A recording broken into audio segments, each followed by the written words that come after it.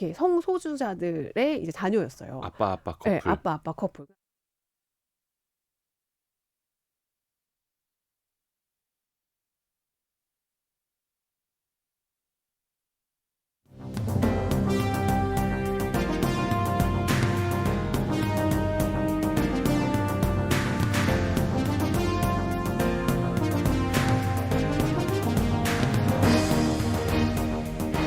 안녕하십니까. 터놓고 말합시다의 아나운서 홍윤호입니다. 올해 1월 말 기준 전북 지역의 인구는 176만 명 선으로 떨어졌습니다. 특히나 지난 20년 동안 전북의 청년 인구 약 20만 명이 전북을 떠났고요.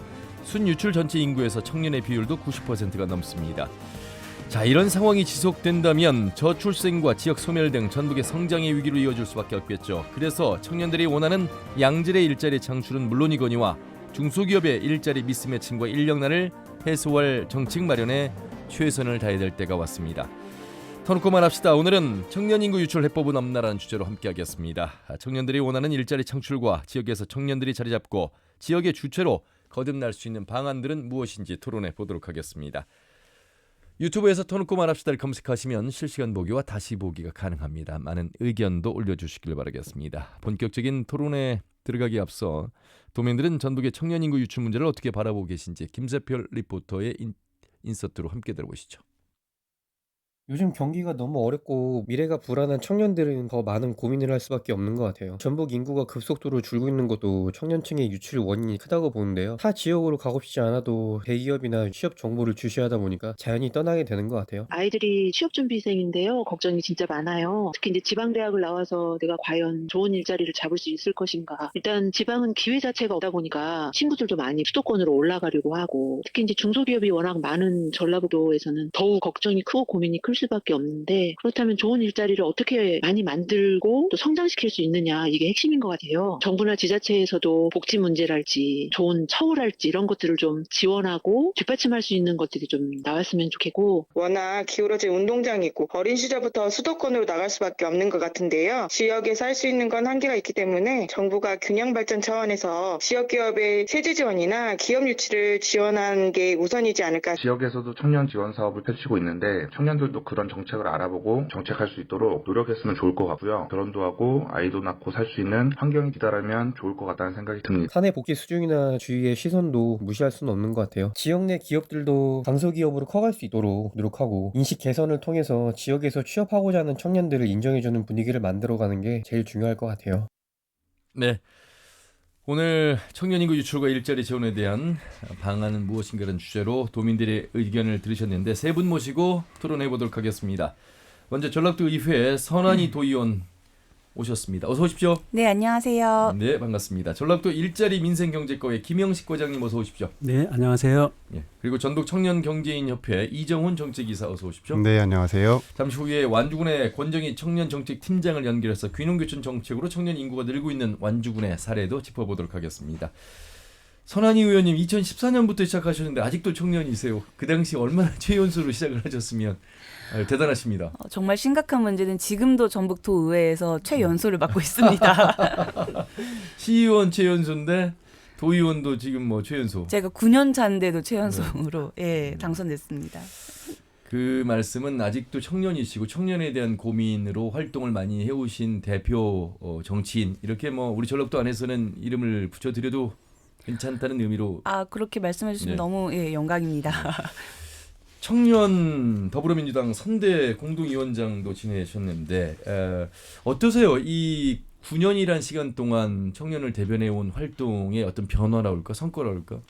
사실 청년 정책의 패러다임 안에서 제가 계속 활동을 했었는데요. 예. 초기에는 청년 정책에 대한 아예 정의 자체가 없다 보니까 기본법이 없는 상태에서 조례 제정 활동들을 했었고, 그 당시에는 청년 당사자의 목소리를 반영하자라는 청년 거버넌스들을 만드는 활동들, 그러니까 청년위원회, 뭐 청년센터 이런 것들의 활동으로 처음에 시작을 했다가 그러면서 넘어가는 시기에는 청년 수당, 그러니까 당장의 생활비를 좀 지원해주는 문제들로 정책이 변화했습니다.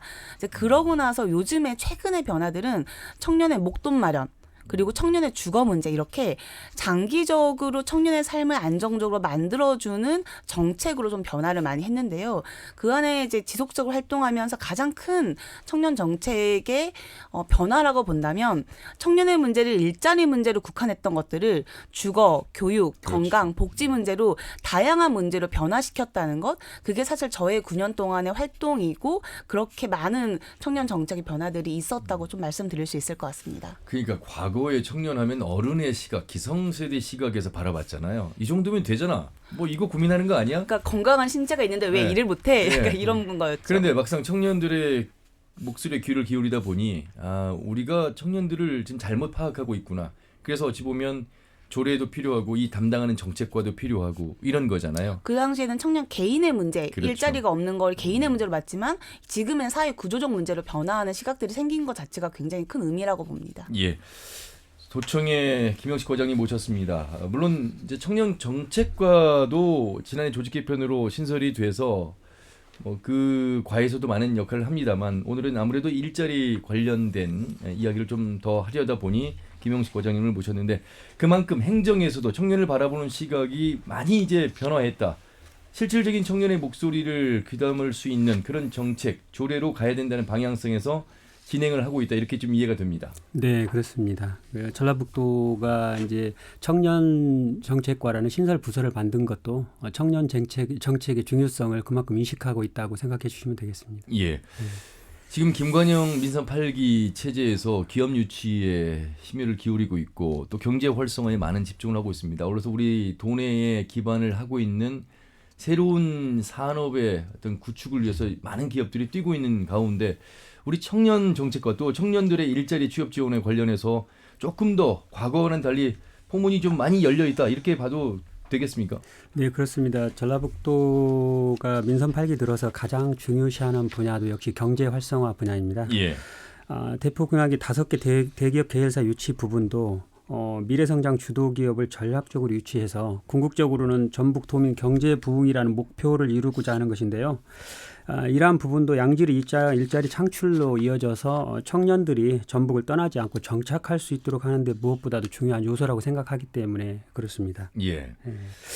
또한 신산업 패러다임 전환에 맞춘 전장 부품이라든가 2차 전지, 신재생 그렇죠. 에너지 등 신산업 분야 기업을 적극적으로 유치해서 전북 경제의 새로운 산업 지도를 완성해 나가는 것도 무엇보다 중요하다고 생각합니다. 예.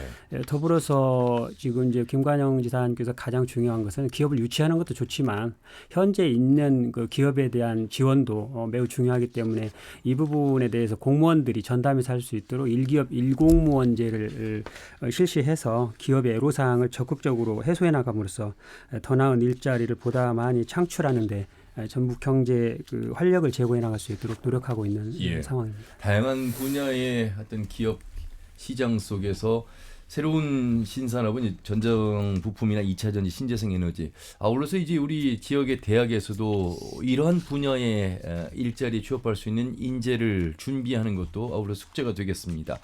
그런 가운데 전북 청년 경제인 협회라는 곳이 있는데 정책 이사를 맡고 계시는 이정훈 이사님과 말씀을 좀 나눠봐야 될 텐데 일단 청년 경제인 협회라는 곳이 있네요. 그러니까 네. 언제 이 만들어졌습니까?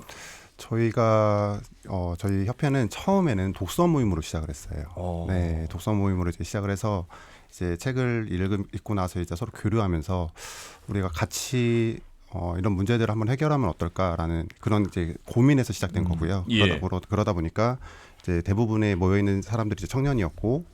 작게 또 조금 크게 이제 사업이나 아니면 관련된 직종들을 하는 분들이 모여 있기 때문에 이런 분들이 함께 그러면 우리가 함께 상생하고 연대할 수 있는 협력할 수 있는 방안을 한번 마련해 보자라는 취지에서 만들어졌습니다. 예. 청년 경제인 협회이긴 합니다만 다 청년들이 경영을 하는 분들만 모인 곳은 아니지. 네네네. 뭐 사업주만 있는 건 아니고요. 예. 뭐 프리랜서 분도 있고, 뭐 직장인 분도 있고 좀 다양하게 구성되어 있습니다. 청년이라고 하면 우리가 나이를 그 협회에서는 어떻게 좀 제한하고 있습니까? 전라북도 조례는 이제 39세까지로 되어 있는데요. 저희 협회는 이제 만 45세까지로 해서 조금 폭을 넓혀 놓은 상태입니다. 만 45세. 네네네. 예. 농업법인도 현재 6년째 운영하고 계시잖아요. 네, 맞습니다. 예, 지역에서 청년으로 그리고 지역에서 취업 내지는 창업으로 살아가시는 우리 청년들 내지는 또 떠나는 청년이 얼마나 많은지 앞에 오프닝에서 소개해 드릴 정도인데 실감하고 계신 목소리를 좀 경험에서 우러나오는 목소리를 좀 내주신다면 네. 어떻게 보세요? 청년이 살아가는 전북은. 청년이 아무래도 저는 이제 청년 중에서도 이제 어떻게 보면 끝자락에 있는 청년이어서 그렇죠. 예. 이제 요즘에 말하는 MZ 세대 중에도 M과 Z가 또 다르다고 하지 않습니까? 저는 이제 30대 후반인데요. 예. 이제 제가 이제 20대 청년들하고 얘기까지 다 대변할 수는 없지만 안에 이제 세대 내에서도 너무나 좀 다양성이 있어서 네, 아무래도 지역에서 일자리를 찾는 것이 좀 어렵다라는 얘기는 지속적으로 있는 것 같아요. 근데 이제 그거는 이제 아무래도 이제 본인이 원하는 직장에 대한 눈높이가 좀 높아지다 보니까 그래서 뭐 이건 다른 지역에서도 공통된 의견인 것 같습니다. 그래서 이제 수도권으로 이제 집중화되는 현상이 계속해서 이루어지는 것 같습니다. 예. 자, 그 말씀을 뒷받침해줄 그 수치가 바로 20년 동안 청년 인구가 20만 명이 떠났습니다. 1년에 10,000명씩 떠난다는 말이 맞아요. 이렇게 되면 글쎄요, 앞으로 이 청년 인구, 생산 가능 인구가 얼마나 많이 줄어들까 이미 뉴스를 통해서 여러 번 보도해드렸습니다. 김영식 과장님, 176만 명 선까지 떨어졌고 출생률이라고 하는 곳이 이제 0.78? 0.8이 떨어진 상황에서 물론 전북은 0.82명이긴 합니다만 앞으로 이제 걱정이 되는 그 예상치는 나와 있잖아요. 심각하게 지금 바라봐야 되잖아요. 그렇죠? 네, 그렇습니다. 예.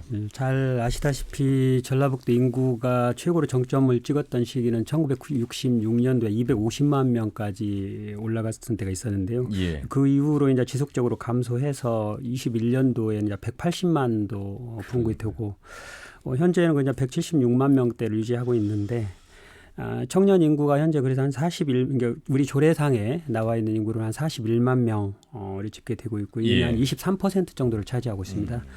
전국 시도로 비교해 봤을 때에도 한 15위 정도 굉장히 낮은 어떤 비율을 보이고 있어서 현실적으로 좀 안타까운 상태고요.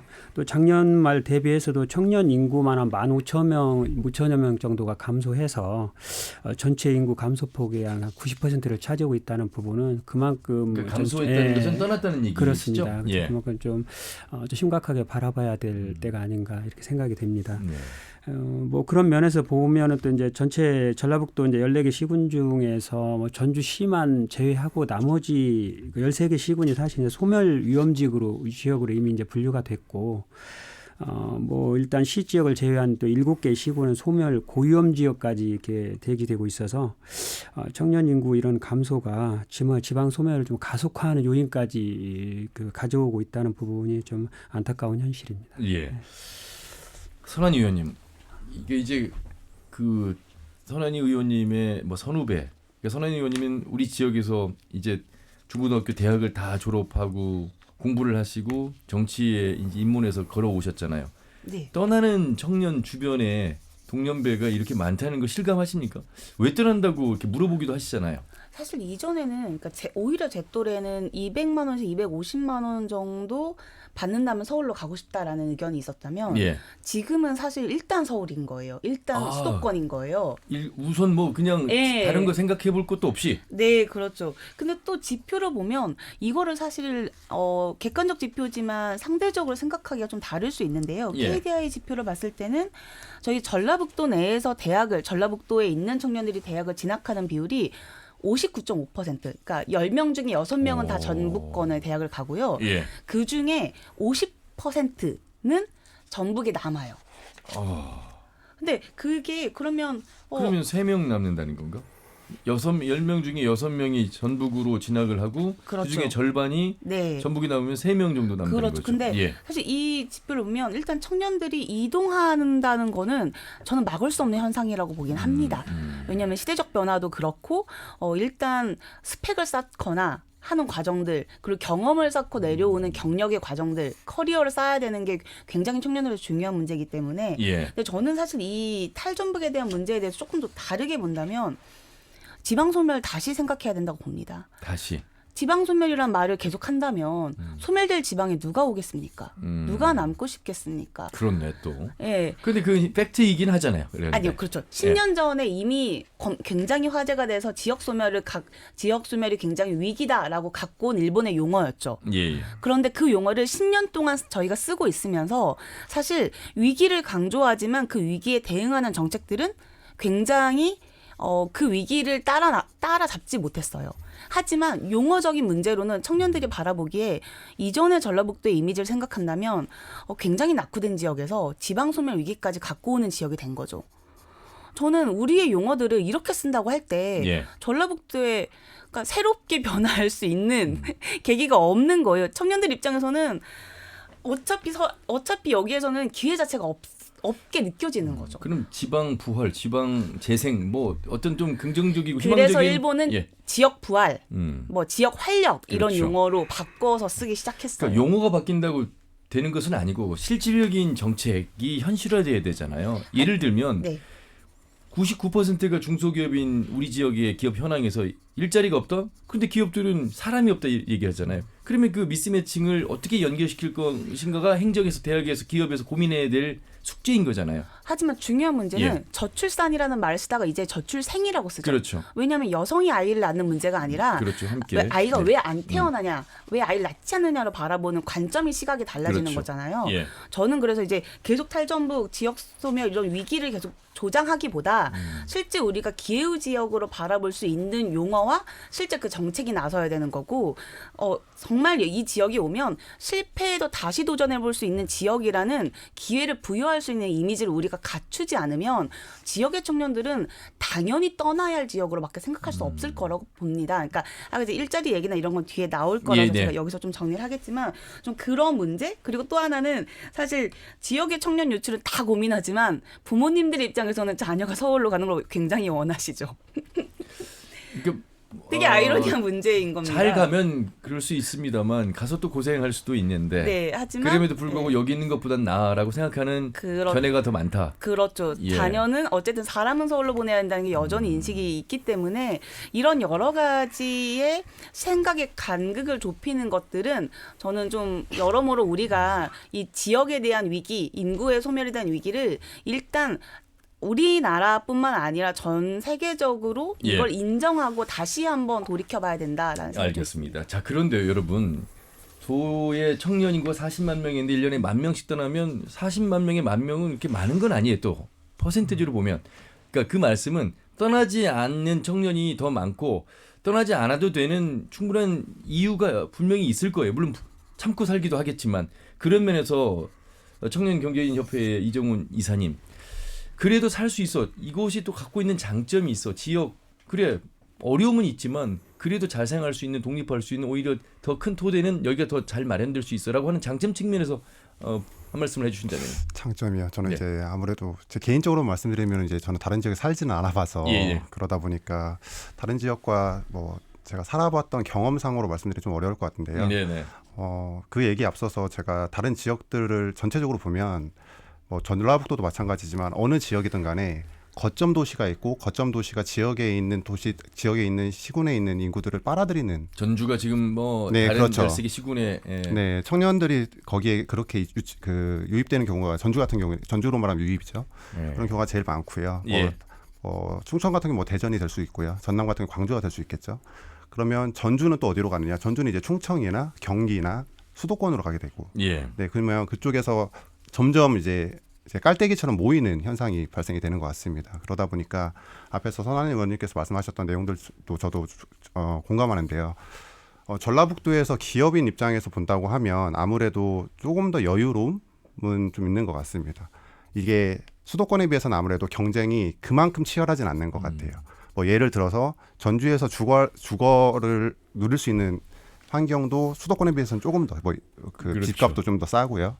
물가도 좀 더 싸고요.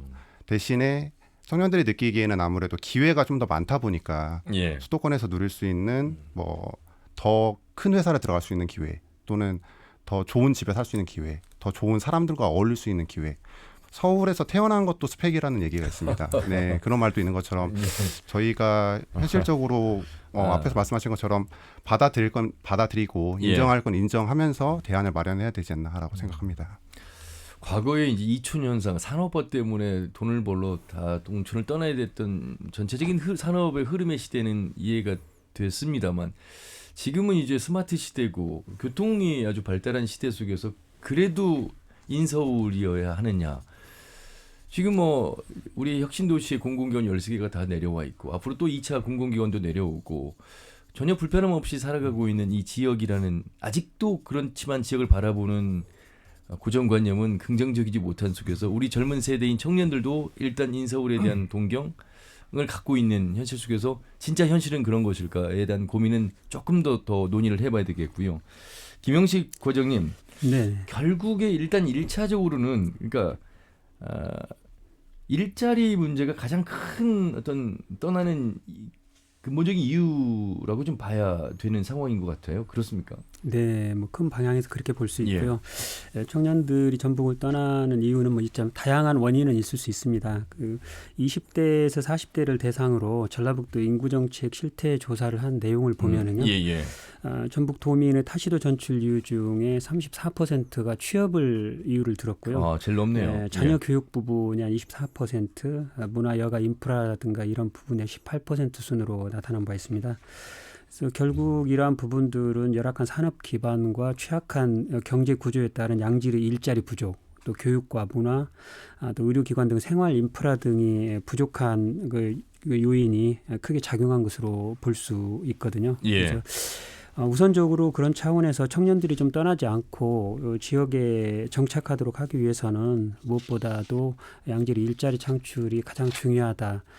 그런 차원에서 이제 기업 유치가 매우 중요하게 생각이 되고 있고요. 실제로 이제 화성시나 청주시의 경우도 삼성이나 예를 들어서 SK 하이닉스 등의 대기업을 유치를 해서 인구가 실제적으로 한 20만 명이나 한 40만, 많게는 40만 명까지도 인구 증가가 사실로 입증이 됐거든요. 그래서 민선 8기에 들어가지고 저희 도에서도 대기업 계열사 유치를 가장 중점적으로 두는 이유가 좀 여기에 있다고 볼 수 있겠습니다.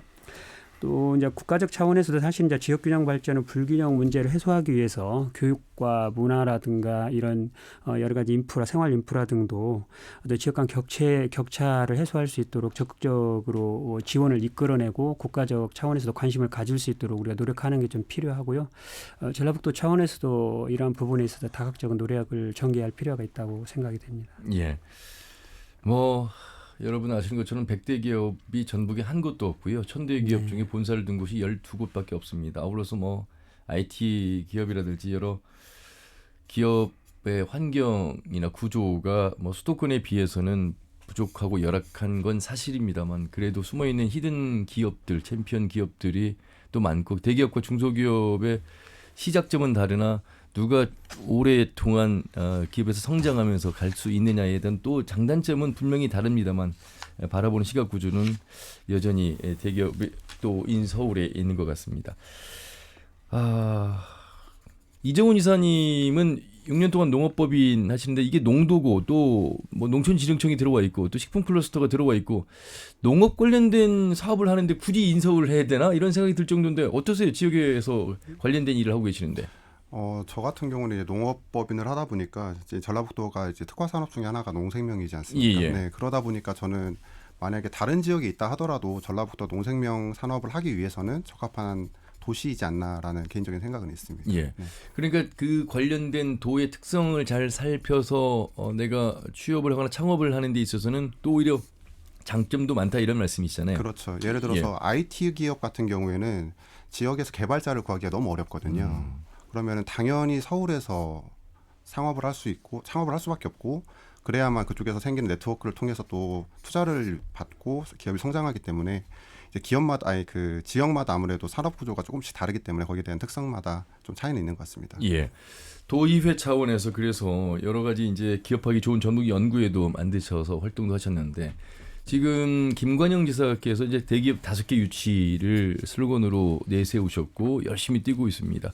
그러니까 투자하기 좋은 전북의 기업 사정을 만들겠다 이런 의도인데 그 대기업도 중요합니다만 현재 지금 유지되고 있는 운영하고 있는 우리 지역의 기업들과 어떻게 또 상생할 것인가에 대한 고민도 필요하고 아까 말씀 나누신 미스매칭을 또 어떻게 잘 연결시킬 것인가에 대한 고민들 바로 그 부분들을 도의회에서도 의원님들이 지금 하고 계시다는 말씀이시잖아요. 네, 사실 저는 두 가지의 고민이 좀 있었는데요. 하나는 그 일공무원 1기업의 이제 정책을 만들어서 지원을 하고 있지만 가장 큰 숙제를 풀어나가는 거는 기업이 갖고 있는 고민들이 사실 빠르게 응대가 오히려 안 될 수도 있다는 거예요. 관련 부서가 아니다 보니까. 아하. 네. 근데 그리고 나서 일단 기업이 인프라 지원, 예를 들어 전력 공급이나 이런 특히 새만금 같은 경우에는 이런 정말 기본적인 문제도 해결이 안 되고 있다 보니 그 기업을 운영하는 그 이제 CEO의 입장에서 이걸 다른 지역에 전라북도 새만금이나 전라북도에 가면 기업을 하기 좋아라고 얘기할 수 있을까? 그러니까 예. 빠른 응대가 하나 중요하고요. 또 말씀하신 대로 그러면 기업에서 자고나라 성장한 기업들을 어떻게든 육성할 건가를 보면 사실 제조업 위주입니다. 거의 100%가 제가 볼 때는 특히 기업에 이제 어떠한 투자를 촉진하는 과정이나 이런 것들도 보면 제조업이 100%가 아니면 원래 있는 기업에서 30%는 제조업을 해야 기업에 투자할 수 있는 지원 근거가 됩니다. 타 지역은 그렇게 되어 있지 않습니다. 특히 대전 같은 예. 경우에는요. 그러니까 아까 말씀하신 그러니까 청년들은 제조업에 가고 싶지 않은데 예를 들어 IT 기업이나 다른 기업들을 가고 싶지만 그렇죠. 그 기업을 성장시킬 수 있는 지원 정책 자체가 전라북도에 없다면 이 기업들이 남을 이유가 없기 때문에 오히려 신기술을 하려고 하는 기업들은 판교나 대전으로 더 많이 빠지게 되는 거죠. 대전 같은 경우에는 그러니까 대출을 해주는 게 아니라 아예 투자금 자체를 주는 형태로 지원을 굉장히 대대적으로 하고 있고 예. 그렇게 유치된 기업이 그 이제 카이스트를 비롯한 대학들과 연계해서 기업을 성장시키는 활동들을 하고 있습니다. 저는 사실 이런 내용을 할 때 이제 오늘 나와 계시지만 좀 우리가 스스로 부끄럽게 얘기해야 되는 건 대전이 그렇게 얘기하고 있습니다라고 얘기할 때 아 그런가요? 라는 대답을 들었을 때예요. 그러니까 타 지역이 어떻게 기업을 유치하거나 기업을 성장시키는지에 대해서 지자체 차원에서 비교한 데이터가 없거나 고민한 흔적이 없다면 오히려 김관영 지사가 그렇게 얘기했다 하더라도 그게 설마 되겠냐라는 생각을 하게 되는 거죠. 네, 저는 되게 이게 중요한 부분이라고 생각합니다. 예. 어떻게 들으셨어요, 김영식 과장님? 아니, 의원님 말씀은 전반적으로 다 뭐 분석이 이루어진 상황이고 그 내용에 대해서 저희 부분들이 이제 공감해야 될 부분은 공감해서 도정에 접목할 수 있는 부분을 찾아가지고 해야 될 것 같습니다. 예. 자, 이 하나 우리 과장님 나와 계시니까 1014가 지금 이제 시작이 됐잖아요. 그러니까 사무관급 이상 공무원이 한 곳의 기업을 일주일에 한 번씩 전화, 한 달에 한 번 현장 방문, 애로사항을 듣고 반영한다. 이런 취지인 거죠? 네, 맞습니다. 과장님도 한 곳 맡으셨죠? 예, 저희 이제 과장급 이상을 하면 저희 기업유치실이나 이제 관련 이쪽 경제 관련 부서는 한 2개 정도씩 맡아서 이렇게 하고 있고요. 예.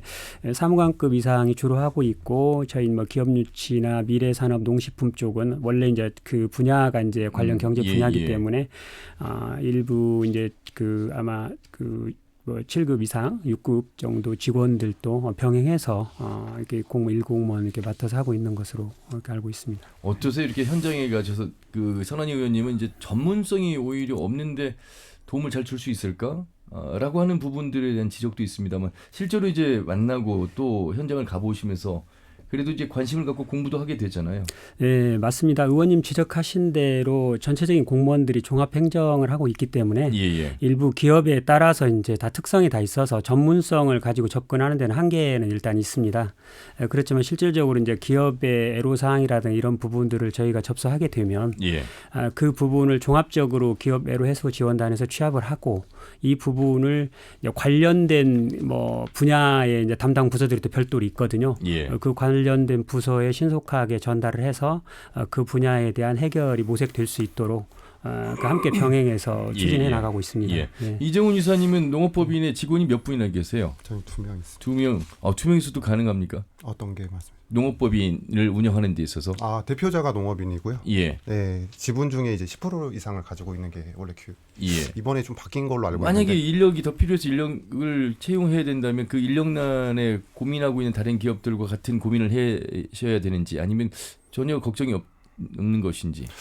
저는 아무래도 제가 회사가 지금 2017년부터 시작을 했는데요. 저희가 한 6명, 7명 정도 늘어났다가 지금 많이 줄어든 상태입니다. 지금 현재는 많이 줄어든 상태인데 아무래도 좀 대표자로서 좀 부담스럽기도 하고요. 그래서 지금 그런 환경인데 채용을 할 때 저희가 공고를 예전엔 내면요. 뭐 예를 들어서 생산직으로 알바만 내더라도 한 3시간 안에 한 공고가 한 20개 막 이렇게 들어오고 있습니다. 네, 단기 알바, 그러니까 예, 예. 단순하게 할 수 있는 것들은 막 이렇게 들어오긴 했어요. 근데 뭐 그런 것들은 아무래도 이제 단순 업무 같은 경우에는 그렇게 그 채용을 해서 단기라도 할 수가 있긴 한데 예. 장기적으로 봤을 때 예를 들어서 조금 더 구체화된 내용들, 뭐 기업 저희가 뭘 기획한다거나 좀 더 전문적인 분야 같은 경우에는 저희가 또 나름대로 그 공고를 낼 때 조건을 걸어요. 예. 그래서 뭐 경력이나 뭐 이런 것들을 거는데 그렇게 해서 보면은 들어오기는 하는데 아무래도 좀 성에 차지 않는 분들이 좀 있다. 예. 이건 이제 제 개인적인 입장인데요. 예. 네, 아무래도 저는 이제 청년 기업인이다 보니까 제일 고민이 대표자인 저를 끌어줄 분이 없어요. 그럴 거 아니에요. 이야, 그런 생각은 또 해봐야 되는데 못 해봤네요. 네. 그래서 예. 제가 전에도 저희 직원들하고 그런 얘기를 했었거든요. 시니어를 채용을 하고 싶다라는 얘기를 했었어요. 저도 배울 수 있는. 그렇네요. 네, 같이 하면 그동안 해왔던 경험, 노하우를 그렇죠. 저도 체득하면서 특히나 농업 분야이기 때문에. 예. 그리고 그분이 또 새로 오신 분이 가지고 계신 또 영역에서 제가 모르는 영역이 또 그렇죠. 분명히 계실 테니까. 예. 또 그런 것들이 저는 그래서 이제 시니어랑 그리고 청년들이 같이 할 수 있는 관련된 사업들도 지금 요즘에 좀 많이 생기고 하거든요. 예. 그런 것도 좀 활성화된다고 하면 좀 더 새로운 모델들이 좀 나오지 않을까라는 생각이 듭니다. 굉장히 중요한 말씀하셨고 그런 의미에서 손한희 의원님 어쨌든 그 통합 거버넌스라고 해야 될까요? 이 대학과 행정과 기업과 또 이 취업을 원하는 이제 구인 지금 이런 노력들이 조금만 몇 년만 이루어지면은 이 시스템이 구축이 되면 지금보다는 낫지 않을까 이런 생각을 해보는데 그런 고민들 좀 하고 계시잖아요. 네, 특히 정책 효능감이나 실제 정책의 실효성을 이제 연구한 결과들을 보더라도 대학을 진학할 때 장학금을 주거나 하는 것보다 예. 취업을 할 때 지역에 취업을 할 때 이제 지원하는 금액들이 훨씬 효능감이 높다라고 얘기를 하거든요. 예. 제가 오히려 지금 제안을 하고 진행을 하고 싶은 정책 중에 하나는 지역의 대학을 나온 청년들이 지역의 기업에 취업했을 때 예. 연차적으로 학자금이나 생활비 대출을 탕감해주고 아니면 그런 게 없더라면 실제 목돈 마련에 대한 지원을 해주는 것. 사실 지금 제가 제일 크게 고민하는 건 어쨌든 전라북도에 취업하는 청년들은 수도권보다 임금의 격차가 있지 않습니까? 예. 그럼 그 임금을 보전해주고 장기적으로 생활이 안정될 수 있게 해줘야죠. 왜 우리는 실제 서울에서 돈을 조금 더 주더라도 주거비나 생활비가 많이 들어가는데도 불구하고 서울로 갈 수밖에 없는 청년들한테 여기서도 행복하게 살 수 있어야 된다고 얘기를 해줘야 되는데 예. 그건 살만한 도시가 돼야 되는 거고 살만한 도시는 지금 살고 있는 청년들이 그렇게 느껴야만 가능한 거잖아요. 예. 그렇기 때문에 사실 저는 이런 정책들이 사실 다른 정책보다 나의 실제 겪고 있는 생계의 문제를 해결할 수 있는 지역이 앞으로는 가능성이 있을 거다라고 생각하는 편입니다.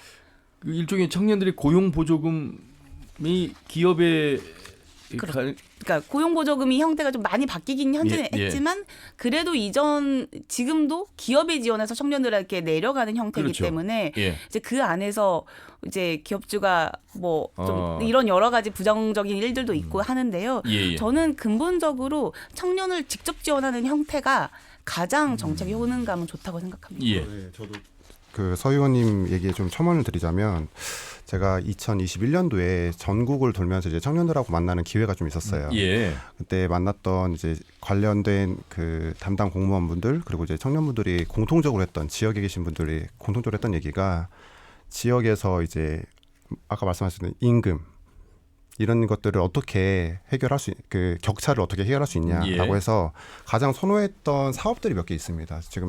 지금도 아직 올해까지는 시행이 되고 있긴 한데 뭐 지역주도형 일자리 사업이나 내일치유무제 같은 사업들은 아무래도 가장 선호를 했어요. 이게 대표적으로 직접 지원인 거거든요. 더군다나 현금성 지원이에요. 그러다 보니까 청년들이 느끼기에는 내가 이 직장에서 월급을 예를 들어 200이나 250을 받더라도 3년 뒤에는 3천만 원의 목돈이 생기기 때문에 그 정도로 내가 임금을 자산 형성을 할 수가 있다라는 게 있는 거고요. 지역에 있는 기업 입장에서는 내가 4천만 원, 5천만 원이라는 연봉을 줄 수는 없지만 그래도 그런 지역에 있는 청년들을 채용을 할 수 있다라는 기회가 또 생기는 거거든요. 네, 그런 것들이 맞춰져서 지역에서는 아무래도 이제 계속해서 그런 요구들이 있고요. 그러다 보니까 앞으로도 이런 사업들이 좀 유지가 되면 좋겠는데 문제는 이게 조금 쟁점 소지가 좀 있습니다. 이게 현금성 지원이 맞냐 아니냐, 네, 직접 지원이 맞냐 아니냐 쟁점 소지가 좀 있어서 전라북도 같은 경우에는 이 사업들이 지자체에서 하기에는 사업 규모가 좀 커요. 아무래도 예산 규모가 너무나 크다 보니까 이런 사업들이 좀 이어지면 좋겠다라는 개인적인 희망이 있습니다. 그렇다고 전북에 없느냐? 그렇지는 않아요. 보니까. 네. 예. 저희 이제 청년들의 이제 그 취업 어떤 활성화를 위해서 청년 뭐 고용 보조금이라든가 청년 정책을 다양하게 추진을 하고 있는데요. 몇 가지 한번 소개를 해드리면 청년들이 이제 지역 정착에 해가지고 미래를 좀 준비할 수 있도록 저희 이제 이건 청년 정책 차원에서 지원하는 부분이 있고 고용 보조 차원에서 지원하는 부분인데 청년 정책 차원을 먼저 말씀을 드려보면은 전북 청년 함성 그러니까 함께 성공하자는 그 함성 패키지 사업을 추진 중에 있습니다. 먼저 청년의 취업 장려를 위한 사업으로 취업 초기에 지역 정착 유도를 위해서 중소기업에 재직하고 있는 청년 3,000명에 대해서 월 30만 원씩 1년간 한 360만 원의 지역 정착금을 지원하고 있고요. 또 취업하지 못한 미취업 청년 2,000명을 대상으로도 월 50만 원씩 6개월간 300만 원을 지원하는 전북형 청년 활력 수당을 마련해서 여기 이제 구직 의욕 고취라든가 역량 강화 교육 같은 부분을 실시를 하고 있습니다. 또 이제 근로 청년들의 자산 형성을 위해서는 청년이 월 10만 원을 부담하고 지자체에서도 동일 금액을 매칭해서 2년이 지나면 약 500만 원 정도를 수령할 수 있는 전북 청년 함께 2배 적금 사업도 올해 처음으로 신규로 이제 추진하고 있습니다. 이런 청년 정책 지원 부분이 있고요. 또 이제 기업들이 청년 고용 장려를 위해서 청년 176명을 대상으로 해서 기업에서 이제 채용 시 월 70만 원씩 1년간 기업에 지원하고 2년이 지나면 거기에 이제 근속한 그 청년들에게도 300만 원을 지원하는 전북형 청년 취업 지원 사업을 순도비를 지원해서 사업을 실시하고 있는 사업입니다. 이거 이렇게 사업들을 많이 하고 있는데 청년들이 진짜 알아야 될 텐데 홍보도 좀 중요하겠습니다. 그래서 이런 부분도 적절히 홍보를 하고 청년들이 이 부분을 놓치지 않도록 충분히 지금 안내를 하고 있고요. 또 이 밖에도 이제 지역 주도형 청년 일자리 사업 부분이도 이건 좀 규모가 한 2,000명 정도 규모인데 이 부분은 이제 기업에서 청년을 채용하게 되면 매월 인건비 보조를 해서 160만 원씩을 보조를 하면 최저임금 이상 200만 원 이상으로 해서 기업에서 그 인건비를 지급하도록 하고 또 창업을 할 경우에도 이제 창업 초기에 임대료라든가 창업을 할 수 있는 여건을 가질 수 있도록 1,500만 원을 지원하고 그 후에 2년 차에는 또 시제품 개발이라든가 이런 별도로 할 수 있도록 별도로 이제 1,500만 원을 지원해서 이제 총 3,000만 원을 지원하는 등의 그 어떤 지원책을 마련했고요.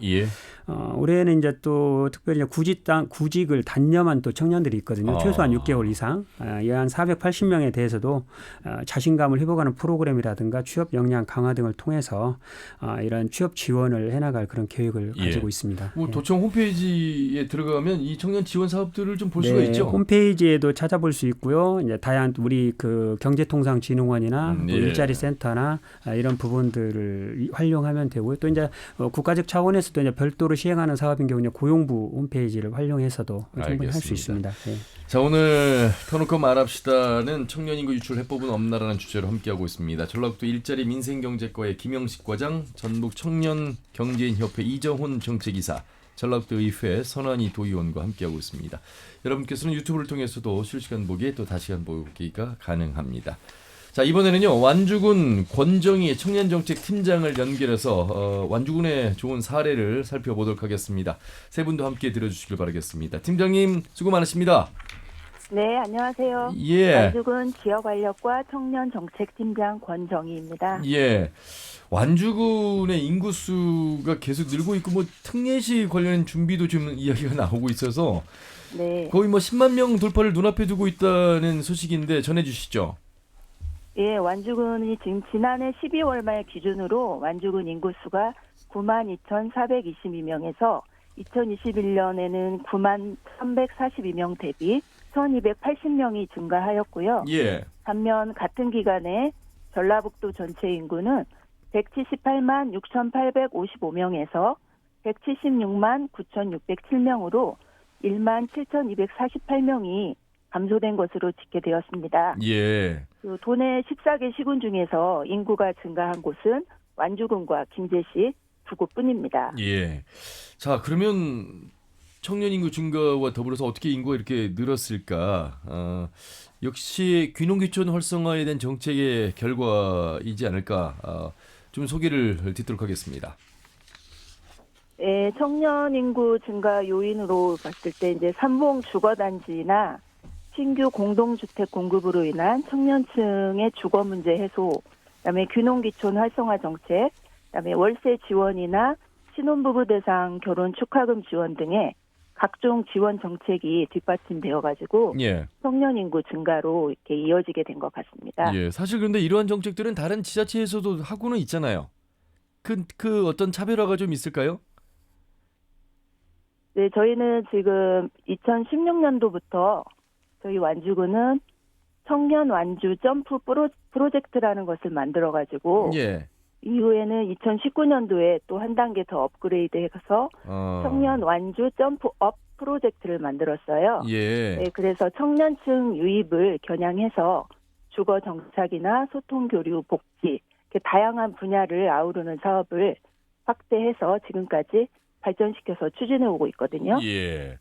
완주 하면 말이죠. 이 완주 커뮤니티 비즈니스 센터를 통해서 민관이 함께 또 만들어가는 그 중추적 역할을 하고 있고, 그렇다 보니까 자연스럽게 이 청년 인구들이 귀농귀촌뿐만 아니라 문화 활동을 통해서도 완주에 정착하고 있는데, 역시 삼봉지구와 같은 도시명 복합 그 주거가 안정된 장점이 또 이 완주에 많이 정착하게 되는 그런 사례가 아닐까 싶은데, 청촌 방앗간 같은 청년 거점 공간이 이 청년들에게 큰 도움이 되나 봐요. 이게 어떤 곳인지 좀 소개 좀 해주세요.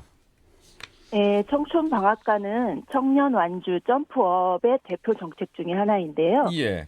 바로 청년들의 촌살이를 응원한다와 예. 과거 마을의 소통 공간이 방앗간이었다는 점을 착안해서 만들어진 곳인데요. 예.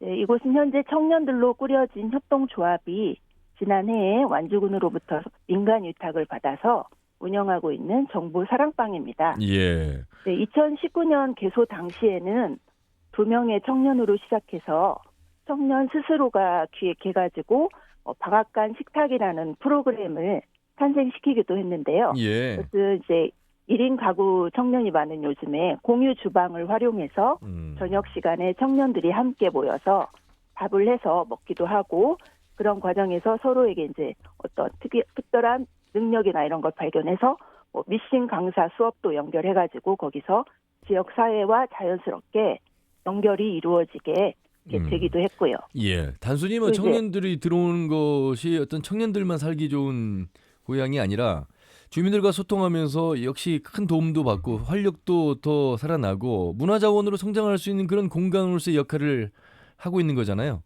예. 또 그곳에서 이제 필요 없는 물건이나 이런 걸 싸게 팔거나 서로 교환할 수 있는 되살림 장터라는 그런 프로그램도 운영하면서 예. 청년뿐만 아니라 거기에 있는 지역 주민까지 함께 참여해서 많이 운영도 하고 있고요. 예. 네, 그곳이 청년들만의 소통 공유 공간이지만 조금 전에 말씀드렸듯이 지역의 그 사랑방으로서 예. 이웃 주민이나 어르신, 청소년 등 전 세대를 함께 어우르는 공간으로서 범위가 더 확장되고 있습니다. 완주군이 잘하고 있는 지자체인 건 분명한데, 그럼에도 불구하고 청년들에게서 더 원하는 어떤 정책들이 올 거예요. 더 많은 목소리들이 다양하게 나올 것 같은데 어떤 이야기들이 좀 주로 있을까요? 지금 일자리나 소득 정주 여건이 많이 마련된 완주군이긴 합니다만. 그래도 저도 지금 지난 3월 7일에 그 국무조정실에서 발표한 2022년 청년 삶 실태 조사 내용 중에서 예. 주거 부분에 나온 부분이 1인 청년 가구 기준 이제 수도권 집값이 7억인데 연소득은 2,162만 원으로 집값을 충당하기에는 이제 턱없이 부족한 수준이고, 예. 또 주거지 마련을 위한 자금 조달 창구 1순위도 은행이 아닌 부모님이고, 또 청년의 60%가 생계비를 이유로 부모 집에 거주하는 이제 캥거루족이라는 그렇죠. 그런 결과를 보았는데, 예. 결국 이 청년들이 원하는 거는 이제 경제적 여건을 갖추고 결국 당연히 일자리 갖는 것을 가장 절실하게 원하고 있을 거예요. 예. 자, 오늘 뭐 세 분과 패널 함께 하고 있는데 혹시 뭐 완주군 사례에 대해서 혹시 질문이나 어떤 조언을 좀 해주실 분이 계시면 좀 말씀을 좀 더 나누셔도 좋을 것 같습니다. 질문의 시간인데 서로 이제 눈치를 보고 있는. 자, 완주군의 청년 정책 관련해서 이제 이 방송을 나머지 13개 시군에서도 우리 도민들 함께 들으실 텐데 조언도 괜찮고요. 아니면 제안도 괜찮습니다. 전라도에 하실 말씀 좀 해주시죠. 권정희 팀장님. 네. 예. 완주군의 좋은 사례나 앞으로의 계획도 좋고요. 전라북도에 제안하고 싶은 내용 있으시면 말씀 부탁드리겠습니다. 그럼 특별한 건 없고 청년 이제 정책과 관련한 계획으로서 예. 네, 완주 군정의 이제 저희 5대 중점 과제 중에 하나가 활력 넘치는 청년 안주 만들기거든요. 예. 네, 그래서 이제 청년들의 군정 참여 유도를 위해서 저희 청년 정책 협의체인 청년 정책 이장단이라는 이름으로 지금 운영을 하고 있는데 그 이장단의 운영을 더욱 활성화시킬 예정이고요. 예. 또 올해 신규 시책 사업으로 그 청년들의 정책 참여를 유도하기 위해서 만든 청년 활동 포인트를 부여해서 이제 지역 화폐로 제공해주는 청년 활동 포인트제를 운영해서 더욱더 이렇게 활성화시킬 계획입니다. 예. 그리고 아까 그 사무관님 말씀하신 전북형 청년 수당이나 활력 수당, 그리고 저희 완주군에서 또 신규로 지급하는 청년 수당 등 이런 각종 지원 사업도 잘 추진해 나갈 예정입니다. 네, 알겠습니다. 말씀 잘 들었습니다. 고맙습니다. 네, 감사합니다. 네, 완주군의 청년정책팀의 권정희 팀장과 말씀을 나눠봤습니다. 청년들이 말이죠. 가만히 앉아서 이런 사업들을 알기는 어렵고 청년들도 발빠르게 움직여야 되겠고 또 주변 같은 청년들과 연계해서 어떤 지원 사업들이 있는지도 좀 공부 많이 하셔야 될 것 같습니다. 앞에서 과장님께서 얘기하신 것 중에 저도 공감되는 부분이 이제 정책의 효용성을 높이기 위해서는 가장 중요한 건 이제 홍보가 제일 중요한데요. 홍보 부족에 대한 얘기는 이제 계속해서 나오고 있습니다. 뭐 이번만 나온 게 아니고 이전부터 계속 나오고 있는데 문제는 이제 어떤 정책이든 간에 홍보하는 게 너무나 어렵습니다. 이게 뭐 현수막을 건다고 해서 아니면 뭐 TV 광고를 한다고 해서 갑자기 뭐 홍보가 잘 됐다 이렇게 보기도 어렵고 뭐 SNS를 이용한다고 해서 어렵기도 하고요. 그래서 홍보에 대한 문제가 좀 더 집중을 해야 그래야 이제 당사자들이 수혜를 받고 있다라는 효능감이 높아지기 때문에 홍보에 대한 것들이 이제 가장 중요하다고 생각되고요. 예. 앞에 과장님 말씀하셨던 것 중에 그 청년 정책을 통합적으로 볼 수 있는 곳이 전라북도 같은 경우에는 전라북도 청년 허브 센터가 있습니다. 중앙정부에서 운영하는 것도 있지만 지자체에서는 아무래도 그 사이트가 가장 많은 분들이 이용을 하고 정보들이 많이 모여져 있기 때문에 그런 사이트들을 이용하면 조금은 더 원하는 정보를 찾을 수 있을 거라고 생각됩니다. 예. 특히나 귀농귀촌이 지자체 차원에서는 준비를 많이 하고 있습니다만 이게 얼마나 또 어려운 겁니까?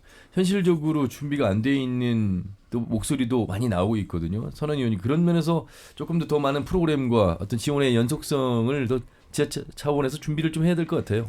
그래서 요즘에 정말 앞서 나가자면 이런 이야기도 있습니다. 1인 2 주소지를 갖게 하자. 예. 이제 이게 주말 부부도 있고 아니면 내 고향에 대한 주소지를 가질 수도 있고 아니면 내가 살고 싶은 도시에 미리 주소지를 가질 수도 있는 거죠. 그래서 생활 인구의 폭넓은 개념이죠. 그렇죠. 예. 그래서 아예 그 양쪽의 혜택을 받게 함으로써 그리고 이제 이제 정주 여건을 조금 더 다가가게 만들기 위해서 그런 행정적 지원도 필요하지 않냐라는 이제 법적 논의나 국토연구원의 이런 그 연구들이 좀 있고요. 예. 저는 사실 이런 것들도 중요하지만 생활근거제의 가장 중요한 건 일단 살아보는 경험 그리고 그 다음에 살 수 있는 환경이잖아요. 이제 그게 우리가 계속 얘기하고 있는 일자리와 주거인데 사실 에너지 자립 마을이나 이런 것들을 농촌에 굉장히 많이 만들었는데 그 사후 관리 문제에 대한 지적들이 있었습니다. 저는 이런 부분들에 대한 일자리로서는 청년들이 가장 적합할 것 같고 그러니까 여러 가지 이미 지역에 갖고 있는 모델 중에 어떤 것들이 일자리로 좀 개선될 수 있는지를 찾아보고 발굴한다면 훨씬 더 살아보는 경험에서 살 수 있는 여건까지 만들어갈 수 있지 않을까 생각합니다. 예.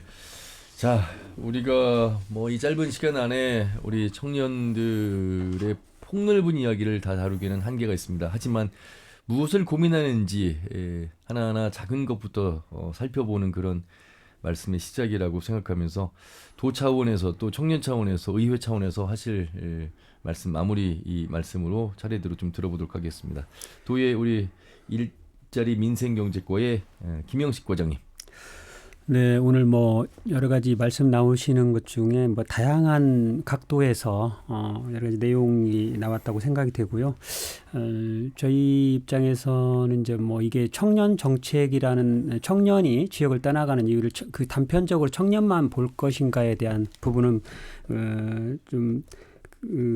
그 부분만을 좀 보기는 그렇고요. 예. 전체적인 이제 맥락에서 봤을 때 청년 인구 감소가 어떤 그 인구 정책이라든가 경제 정책이라든가 문화 정책이라든가 이제 포괄적으로 다 다루어지는 속에서 청년 정책도 함께 병행되어야 되지 않나 싶어가지고요. 예. 이런 차원에서 저희가 이제 뭐 현재 뭐 청년 지역 정착을 위한 다양한 사업들을 추진하고는 있지만. 앞으로 더욱 뭐 양질 일자리 창출을 위한 기업 유치라든가 교육이라든가 문화 또 생활 인프라 등을 확충 또 이제 어떤 지역 균형 발전을 위한 국가의 어떤 필요한 그 지원을 요청하는 부분이라든가 이런 부분에서 다양한 노력을 전개하면서 행정을 펼쳐야 되겠다는 그런 각오를 다져야 되겠다고 생각합니다. 알겠습니다. 지속적으로 좀 관심 많이 가져주시고 좋은 정책들 많이 만들어주시길 바라겠습니다. 다음은 전북청년경제인협회 이정훈 정책이사님. 저는 지역 인구 유출 문제는 뭐 간단히 보면 그러니까 아기를 많이 낳거나 아니면은 여기에 있는 청년들이 이주를 안 하면서 그냥 유입되는 청년이 더 많거나 그래야 인구가 늘어나는 구조다 보니까 어떻게 보면 약간의 제로섬 게임이기도 해요. 예. 수도권에서 청년들이 많이 지역으로 내려오거나 아니면 지역에 있는 청년들이 더 많은 애들을 낳아야 되는데 근데 이 문제는 뭐 저희 나라뿐만 아니라 저희 지역만의 문제는 아니기 때문에 참 어려운 문제인 것 같습니다. 예. 저는 정책이 어려울수록 그리고 현안이 복잡할수록 저는 항상 주장하는 게 당사자성을 주장을 합니다. 청년 문제를 그렇게 다뤄왔고요. 이것도 마찬가지라고 생각합니다. 지역에 있는 그 지역에서 살고 계신 분들 그리고 거기에서 생업을 하시는 분들은 어떤 생각을 가지고 계실까? 이게 직접적으로 갈 수 있는 소통의 창구는 과연 돼 있는가가 가장 중요하다고 생각합니다. 전라북도 위원회 차원에서도 많은 민간 의원분들을 위촉하셔가지고 의견을 수렴하시고 뭐 간담회나 뭐 공청회라도 하고 계시긴 하지만 그런 행사보다도 이게 어느 한편의 행사성, 일회성이라기보다는 항상 지속적으로 피드백이 그리고 또 되게 중요하거든요. 어떤 얘기가 나왔을 때 그 얘기에 대해서 어떻게 되고 있는지 안 되면 안 된다는 얘기를 피드백을 해주는 과정도 되게 중요하기 때문에 이런 당사자성을 좀 중요시 생각하셔가지고 행정이나 의회에서 노력해 주신다고 하면 그래도 지금보다는 조금 더 나은 전북이 되지 않을까 생각됩니다. 알겠습니다. 도의회 선한희 의원님. 사실 저는 이제 이 자리에 나오는 게 굉장히 반성도 많이 되고 책임감도 많이 느끼는 자리였습니다. 이제 여러 번 나오면서 이제 고민 중에 왜 우리는 10년 넘게 이 질문을 벗어나지 못하는가? 왜 나는 이 정치를 하는 과정 안에서 조금은 나아졌다라는 지표로 얘기할 수가 없을까요? 고민이 좀 많았던 거라서 사실 그 중에 하나는 정치인들이 선거를 치르는 과정에서 단기적 목표, 보여줄 수 있는 성과에 너무 집중을 많이 했죠. 30년 정도의 도시를 고민하고 정책을 내다보면서 하지 못했던 부분들은 저희가 정말 반성해야 된다고 생각합니다. 그래서 좀 무거운 책임감을 느끼고 돌아가는 자리로 오늘 좀 마무리를 하고 싶습니다. 알겠습니다. 중요한 건 계속해서 저희가 관심을 갖고 고민하고 새로운 대안을 마련하고 청년들의 목소리에 귀를 기울이는 그 자세, 그 힘이 중요하지 않나 이런 말씀을 드리면서 마무리하도록 하겠습니다. 오늘 세 분 말씀 잘 들었습니다. 고맙습니다. 네, 감사합니다. 감사합니다. 네, 전북청년경제인협회 이정훈 정책이사, 전라북도의회 선한희 의원 그리고 전라북도 일자리 민생경제과의 김영식 과장과 함께했습니다. 더 놓고 말합시다는 다음 주 일요일 오후 5시 5분에 인사드리죠. 함윤호였습니다. 고맙습니다.